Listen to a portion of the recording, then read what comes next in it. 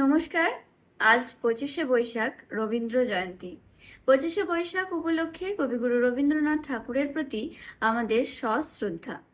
রবীন্দ্রনাথ ঠাকুর সম্পর্কে আমরা প্রায় সকলেই সবকিছুই মোটামুটি জানি, তবুও কবি প্রণাম জানাতে আজ কিছু কথা তোমাদের সঙ্গে শেয়ার করছি।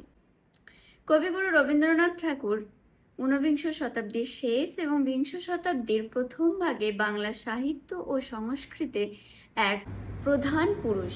তিনি একাধারে কবি, সাহিত্যিক, ছোট গল্পকার, ঔপন্যাসিক, প্রাবন্ধিক এবং দার্শনিক। তিনি বাংলা ভাষা ও সাহিত্যকে নতুন রূপ ও গভীরতা প্রদান করেছেন। রবীন্দ্রনাথ ঠাকুরের জন্ম কলকাতার জোড়াসাঁকোর বিখ্যাত ঠাকুর পরিবারে 1861 সালের 7ই মে, যা বাংলার 25শে বৈশাখ 1268 বঙ্গাব্দে। তার পিতা ছিলেন মহর্ষি দেবেন্দ্রনাথ ঠাকুর এবং মাতা ছিলেন সারদা সুন্দরী দেবী। রবীন্দ্রনাথ ঠাকুর খুব অল্প বয়স থেকেই লেখালেখি শুরু করেন।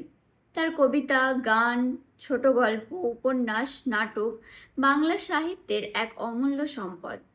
1913 সালে তিনি তার বিখ্যাত কাব্যগ্রন্থ গীতাঞ্জলির জন্য নোবেল পুরস্কার পান। তিনি বিশ্বের একমাত্র কবি যিনি দুটি দেশের জাতীয় সঙ্গীত রচনা করেছেন। এক হলো আমাদের ভারতবর্ষের জনগণমন এবং বাংলাদেশের আমার সোনার বাংলা।